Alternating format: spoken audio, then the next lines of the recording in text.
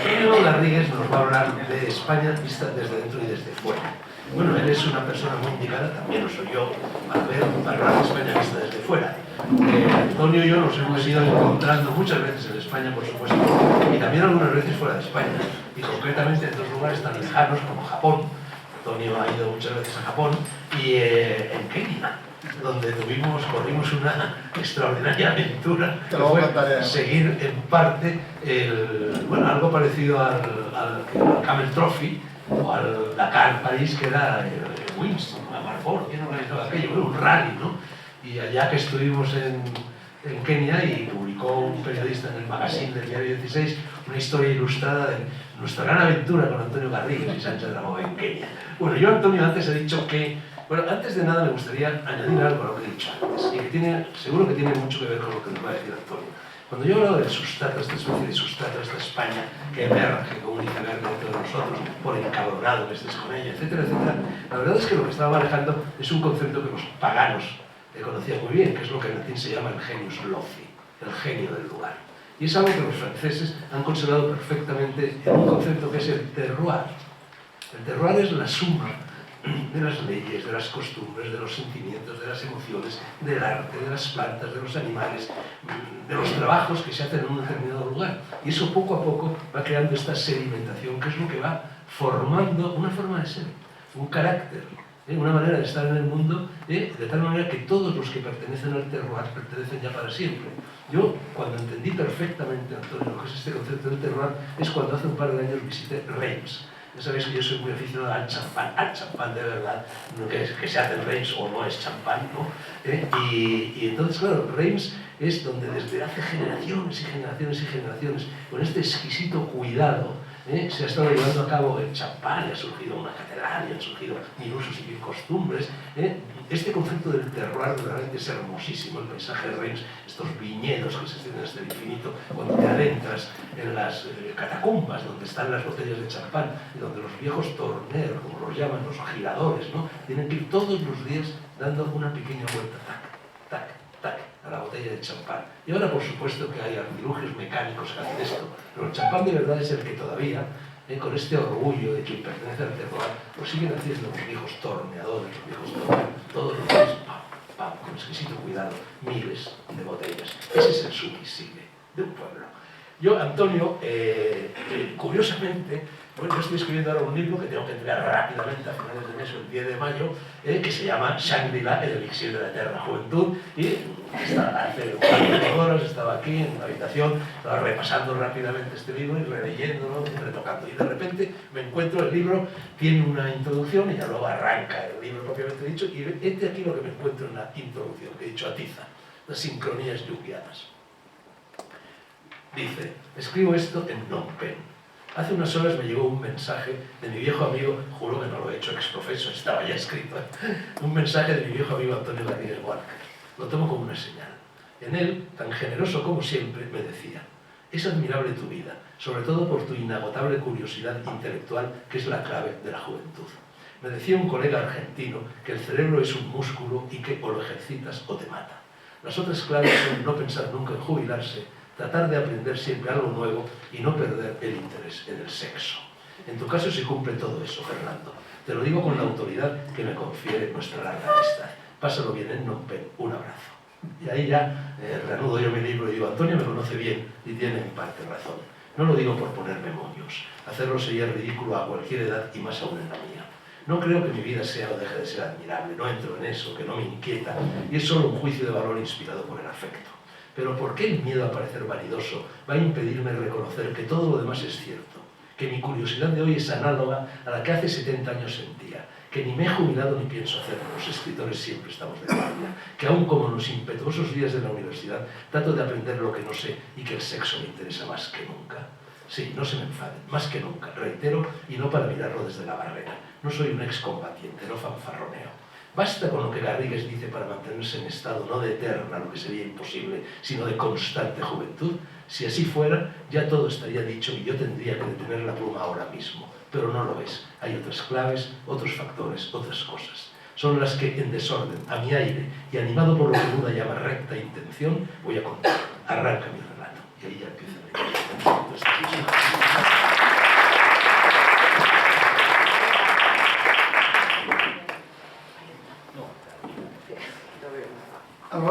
semana he estado el fin de semana anterior en la Comisión Trilateral Plenaria en Roma. He estado también en Barcelona para un encuentro sobre temas jurídicos, fundamentalmente el tema de las incertidumbres jurídicas de esta época. He estado en un encuentro empresarial sobre hacia dónde va la época que se nos viene, más o menos lo que quería decir es encima. He estado también en un debate sobre la integración social de discapacitados y de refugiados. Esta mañana he estado en San Pablo CEO hablando del problema de los refugiados y lo que implican. Hoy estoy en este encuentro y mañana hablo sobre las pautas para un futuro aceptable, ¿no? Vemos que es una semana en la que, por una serie de razones, he dado una cantidad de vueltas a la cabeza tremendas, pero venía muy interesado en este encuentro con Fernando Sánchez Dragó porque es verdad que lo que admiro de él es su curiosidad intelectual y que esa curiosidad intelectual le lleve permanentemente a todo tipo de sitios, tanto mentales como geográficos, ¿no? Y lo que quería decirles es que el tema de España, desde España y desde fuera de España, es un tema decisivo. En la reunión de la Comisión Trilateral estábamos allí, pues, chinos, japoneses, indios, europeos, latinoamericanos, porque eran fundamentalmente mexicanos, canadienses y estadounidenses. Y lo curioso es que todos íbamos como intentando explicar nuestro problema. Y entonces la gente con la que hablábamos nos miraba y me decía lo que se decían antes entre poetas: si me lees, te leo. Si me cuentas tus problemas, te cuento yo los míos. Lo primero que tenemos que empezar a valorar en España es que todo en la vida hay que medirlo y todo en la vida hay que compararlo. Es decir, lo que no puede hacer es vivir en abstracto y comparar.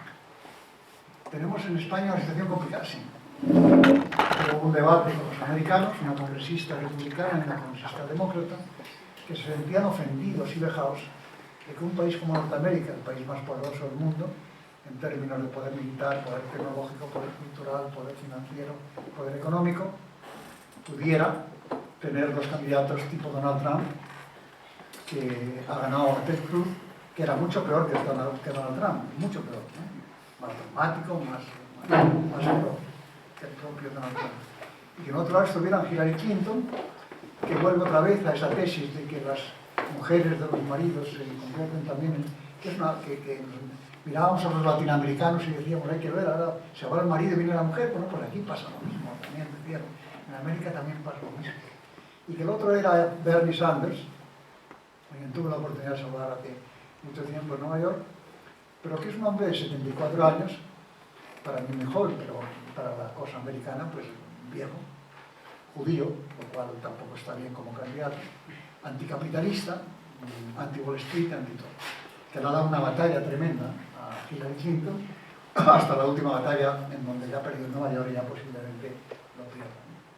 Pero los americanos se sentían indignados de que un país como Estados Unidos pudiera generar ese tipo de candidatos.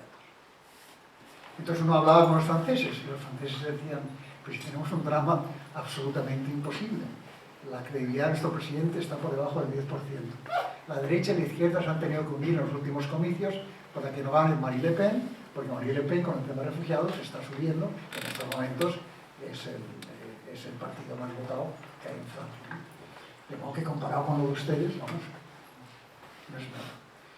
En Italia, el amigo Renzi, el pobre, está luchando con el fenómeno italiano, que es un fenómeno admirable porque yo no he visto ningún desorden más armónico, ningún desorden más eficaz, ningún desorden más bello, ningún desorden más estético. Estamos viviendo una época en la que no hay un país que esté bien. Xi Jinping ha dicho que China tiene ahora un problema grave y dramático, que es la corrupción. Porque en efecto, todos los procesos de crecimiento económico generan corrupción. Y para China, la corrupción es el problema más dramático a superar. Y considera además que va a ser muy difícil, porque es una corrupción que está ya inmersa en el tejido chino por todos los lados. Japón ha vuelto al decrecimiento. Pero no saben bien que Japón ha vivido largos años con crecimiento cero, empezó a subir un poquito y ahora otra vez vuelve a decrecer. Luego estaban también los mexicanos, que creían que iban a crecer y decrecen, y luego se habló del tema Brasil, que también decían que Brasil iba a llegar al 6%, bueno, pues ahora resulta que no solamente va a llegar, va a decrecer el 4%, es un país destrozado política, sociológicamente y tal. Todos conocemos la expresión mal de muchos consuelo de tontos, por lo tanto seamos tontos, es decir, pero aceptemos que no somos el mejor país del mundo, somos de los mejores países del mundo, somos de los mejores. No sé si somos el cuarto, el quinto, el sexto, somos de los mejores países del mundo. En términos de funcionamiento político, en términos de funcionamiento económico, en términos de funcionamiento social. Yo cambiarme en estos momentos me cambiaría por muy pocos.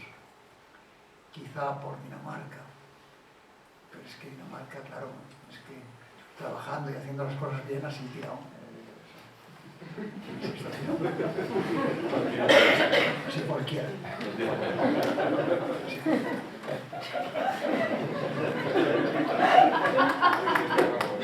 ¿Qué me decir con esto? Muchas gracias por esa risa. Me parece una risa estimulante. Lo que quería decir con esto es que seamos de verdad conscientes, de que lo que estamos viviendo es una época en el mundo realmente tremenda. Los países que tenían que emerger no solamente no emergen, sino que se sumergen. Y los países que tenían que crecer no crecen. Luego va a crecer menos del 1%, Estados Unidos no va a llegar al 2%, los países ricos no crecen. Alemania, con el tema de refugiados, va a vivir muy poco tiempo, va a tener un crecimiento muy bajón. Somos el país que más crece, de todos los países desarrollados, somos el país que más crece. Lo cual puede ser paradójico o parajódico, como decía Unamuno, o más parajódico que pero en fin, es así. Y por lo tanto, yo lo que digo es que en España, antes de ejercer el derecho al pesimismo, tenemos que echarle un pensamiento. Es decir, antes de decir, esto está muy mal, tenemos que echarle un pensamiento. Yo sé que Fernando le echa muchos pensamientos. Le voy a pedir otro nuevo pensamiento. Tenemos de verdad el derecho al pesimismo, el derecho al dramatismo, el derecho a dramatizar es realmente un derecho muy cuestionable. En España hay mucha gente que tiene derecho al pesimismo, ciertamente que la hay, ¿no? Pero por ejemplo, los que estamos aquí, pues nuestra capacidad o nuestro derecho al pesimismo es así, así. Mirando al presente, al futuro y al pasado, es así de pequeño, ¿no? Bueno, dicho esto, me he vuelto a leer el tema de la polémica de la ciencia española, que fue una polémica realmente riquísima. Tú la habías tratado y la conoces bien, que empieza con la frase de Nicolás Masson, cuando dice España es la nación más ignorante de Europa. Y por si quedara poco claro, añade, en España no se piensa. No se piensa. Y bueno, los franceses son así. Y entonces empieza la respuesta a Nicolás Masson, que es gloriosa. Juan Pablo Forner empieza diciendo, no se piensa en España, así es. No se piensa en conturbar el sosiego de la paz pública, combatiendo con sofismas indecorosos las creencias que permiten sobrellevar a los hombres las miserias de esta calamitosa vida. Y Zarco del Valle añade, las condiciones que la España reúne por su posición geográfica y su topografía en favor de los progresos de las ciencias son y han sido en todos los tiempos numerosas y privilegiadas. Basta echar una ojeada sobre la superficie de nuestro planeta para descubrir Ibérica, al punto, la situación felicísima de la península ibérica, colocada en el hemisferio boreal y en su zona más benigna, separada del continente por su parte septentrional por una alta cadena de montañas que se esparce hacia su centro en diversa forma y dirección y termina al sur por la peña de Gibraltar y su punta Europa, desde la cual parece que vela sobre las relaciones del Mediterráneo, riquísimo en recuerdos, y del océano, no menos rico en porvenir. Pertenece a la península a esa faja clásica que ciñe la tierra al norte del Ecuador y que acaso podría mirarse como el terreno favorito de la civilización. ¿Está bien dicho eso? Y entonces, Carmelo, que era de la escuela de Fernando, dice, confiemos en nuestros apologistas. Ellos nos harán creer que somos la nación más rica y poderosa del universo y aunque hemos llegado a los últimos extremos de felicidad temporal y adormeciéndonos sobre nuestros males, que por ser de este mundo no son sino verdaderos bienes, manteniéndose en nuestra ignorancia, que es el único muro que nos defiende de la riqueza y la prosperidad, la ignorancia aumentará los males y los males fortalecerán más y más la ignorancia. Así sí, hasta el final. Pero hay páginas y páginas de debate sobre... Vamos a ver. Como toda la vida, la valoración de las cosas se puede hacer con una u otra. Yo lo que digo es que para contrastar historias hay que saber mucha historia. Hay que saber mucha historia. Es decir, no hay un solo país que tenga una historia pura y perfecta. Me acuerdo que un amigo común, Eduardo Ponce, cuando decían, es que hay que ver que España, qué país más bello, qué país más... Y decía, bueno, señora, depende del siglo de los que usted hay de todo, es decir, en la vida de cualquier país hay siglos buenos y siglos malos. Francia ha tenido épocas razonablemente buenas y razonablemente malas. ¿Hay algún país que esté exento de haber tenido lados oscuros y lados dramáticos? ¿Que España los tiene? Claro que los tiene. Y bendito sea Dios que los tiene. Los que creemos en el yin-yang, pues queremos que el bien y el mal están perfectamente unidos y que para ser felices hay que ser desgraciados. Tú no puedes ser feliz si no has sido desgraciado, es imposible, lo cual es una maravilla, ¿no? Y que para que haya sombra tiene que haber luz, y que todo eso es un poco la contradicción y la condición humana.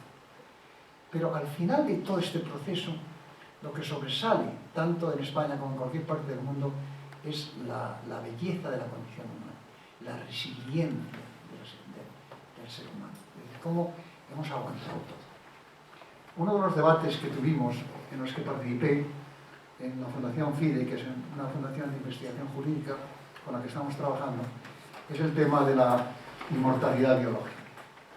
Ahora está de moda y estamos estudiando ahora la creación en España del primer centro de criopreservación, que es la congelación de cadáveres para despertarles en un momento posterior cuando la ciencia lo permita, ¿no? Que yo he dicho dos cosas. Primero, que hay que hacer una lista de personas no criopreservables. Y la segunda es que si yo me criopreservo, que no pienso hacerlo, ya os lo digo, que no me despierten si no hay gobierno en España. Que como me despierten y no haya gobierno en España, exijo otra vez que se me congele definitivamente, ¿no? Pero el tema de la inmortalidad biológica es un dato ya real, es decir, no es ninguna broma. Ayer María Blasco, alguno de vosotros lo habéis visto, presentó un libro Cómo vivir 140 años en plenitud, y no es un libro de verdad de ciencia ficción, es un libro auténticamente cierto. Y la inmortalidad biológica para muchos es simplemente la vejez es una enfermedad y como tal enfermedad curable. Y lo curioso es que las investigaciones que están haciendo se hacen a través de las células cancerígenas, que son células muy importantes porque nunca mueren. Entonces, interpretando bien las células cancerígenas, se va a poder atacar todo ese tipo de enfermedades. Pero lo cierto es, en todo caso, para no exagerar el tema, que en el último siglo hemos duplicado la edad. En el último siglo se ha duplicado la edad, por lo tanto, se ha duplicado. Que la gente, el otro día el vicepresidente de General Electric, un hombre serio, decía, todos sabemos que los niños que nazcan hoy, definiéndose hace pocas semanas, tendrán un promedio de vida de 100 años. Y por tanto, la idea de llegar a 120, 130, 140 años es que no se puede desechar, es que no se puede desechar, es que es así, es que vamos a formas de inmortalidad y que las vamos a vivir, porque la gente dice, no es que eso es aburrimiento, no, yo lo digo por mí mismo, todo el mundo quiere vivir un día más, sobre todo asegurar. Yo el libro de María Blasco como lo voy a leer con verdadera pasión e interés, ¿no? Ahí está también Raymond Kurzweil, que habla de lo mismo. Con todo este jaleo de ideas y de mentes, lo que quiero decir es que España lo que tiene por descontado muchos defectos y tiene muchos, pero fundamentalmente tiene el de no medirse, el de no medir a los demás, el de no saber compararse y luego otros defectos que voy a mencionar. Pero en cuanto al tema de no medirnos, me hizo gracia en una revista semanal que ha sacado ahora Miguel Ángel Aguilar, que se llama Ahora, ponía contrastes y decía, vamos a saber España qué es, ¿no? ¿Qué es España? Y decía, por kilómetro de autovías, el tercer país del mundo. está mal, ¿no? Es el tercer país del mundo en que climatología es una cosa buena, ¿no? Normal, es una cosa estupenda.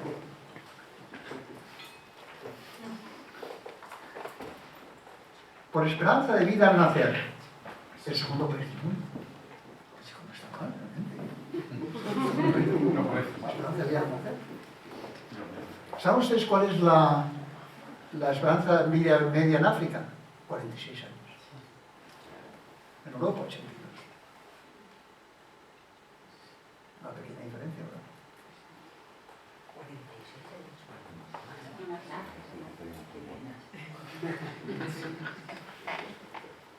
años. Y luego hay otros sitios en donde estamos un poco peor. Por ejemplo, por tasa de natalidad, el 197 del mundo. Somos el peor país del mundo en natalidad. Las mujeres no tienen hijos. Y no van a tener hijos. Y no va a haber forma de convencerles de que tengan hijos. Y además tienen toda la razón. Y además habrá que empezar a cambiar todas las cosas para que las cosas cambien. A lo mejor lo que hay que pensar es en la inmigración de otra manera completamente distinta. Pero al mismo tiempo da como asco, porque si a la inmigración le pedimos, venga usted, es como si estuviéramos pidiendo un dividendo demográfico y un dividendo económico, ¿no? Es decir, venga usted y además trabaje más que nadie y póngase a hacer las cosas de una manera radicalmente distinta, ¿no? Alguien tendrá que pensar en este país en que vamos, para decirlo suavemente, hay gente que dice que es un invierno demográfico, pero la verdad es lo que es un suicidio demográfico. Vamos a un suicidio demográfico. Vamos a un país envejecido. Y un país envejecido es un país envejecido. A uno le pueden decir, no, pues usted tiene mucha experiencia. No, sí, pero experiencia tengo. Ahora, no tengo capacidad de riesgo, no tengo capacidad de aumentar mucho la curiosidad intelectual, no tengo la capacidad de moverme con agilidad, no tengo la capacidad incluso... Un país envejecido es un país envejecido. Yo solo puedo explicar con toda claridad. Cuando uno envejece, envejece. Y empieza a perder facultades, calidades, posibilidades, aptitudes, todo. Por cierto, sobre el sexo, ninguna frase como la Shakespeare, cuando no sé en qué obra es, pero le dice uno a otro, ¿no es extraño que el deseo sobreviva a la impotencia? Es una frase terrible, pero no sé. Bueno, dicho esto,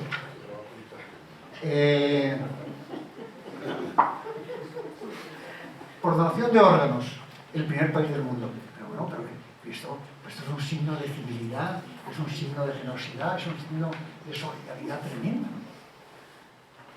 Somos el primer país en materia de donantes del mundo. Pero vamos a más, muchísima diferencia.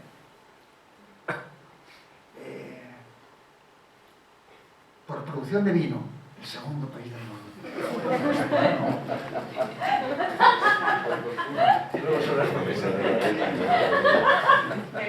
No, pero hay otro dato complementario que también va a provocar risa, porque por producción de vino somos el segundo, en cambio por consumo de vino 8, que no está tampoco mal, es decir, exportamos una cantidad de vino realmente maravillosa. Bueno, yo lo que quiero decir es que en España el ejercicio de medición y de comparación no lo hacemos, es un ejercicio que no hacemos.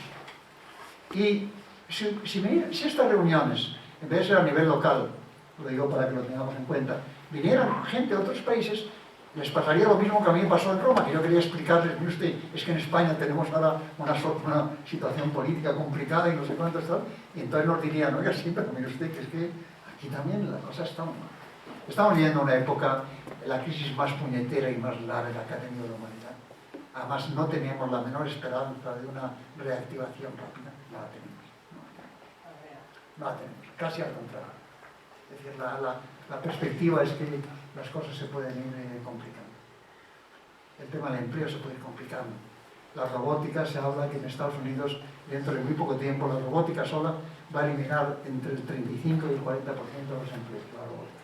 Porque hacen ya unos robots realmente maravillosos y van a empezar a sustituir. Y luego encontraremos o iremos encontrando soluciones. Problemas de España.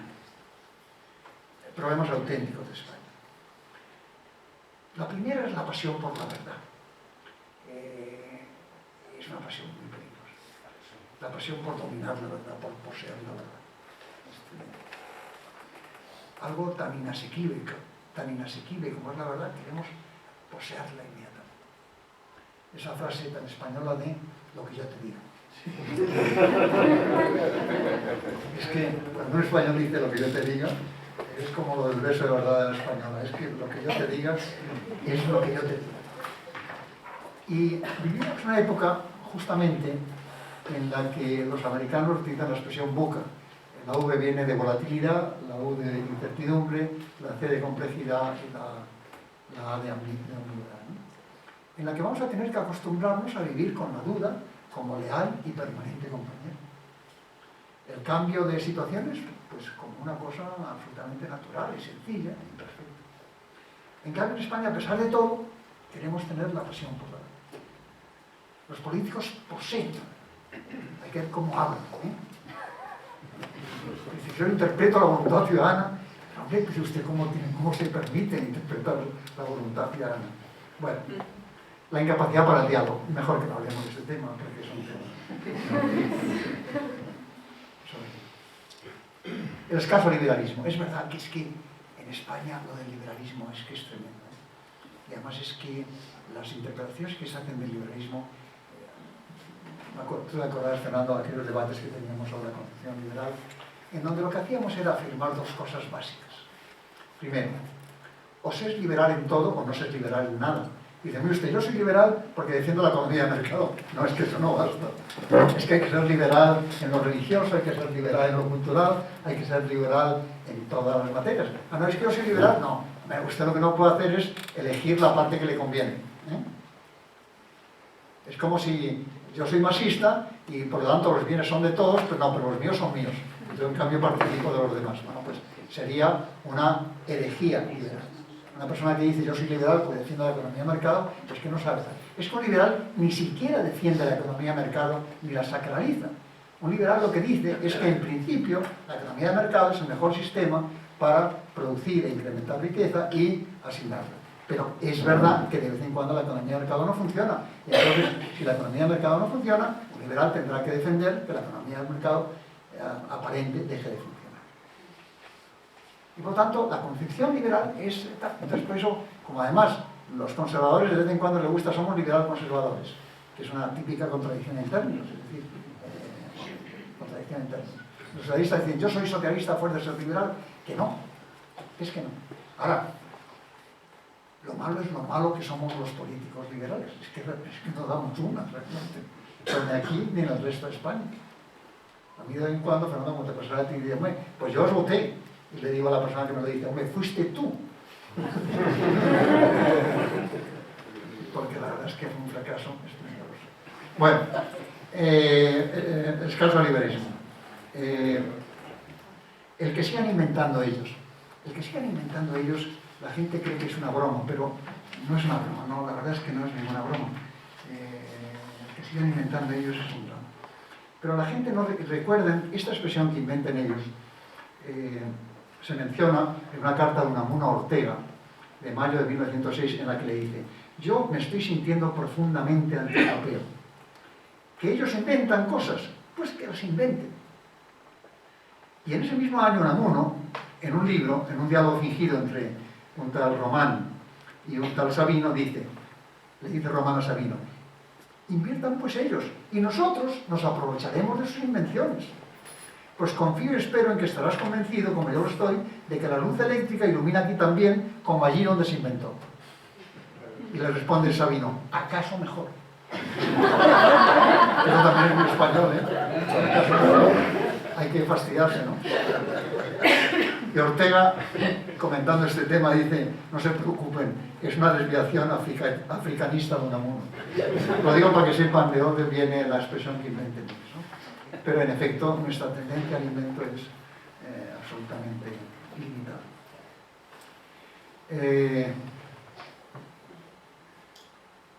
El culto que tenemos a la incultura, es decir, ¿cómo sabemos no saber? Es una cosa realmente maravillosa. Y cómo además nos protegemos de los cultos, ¿no?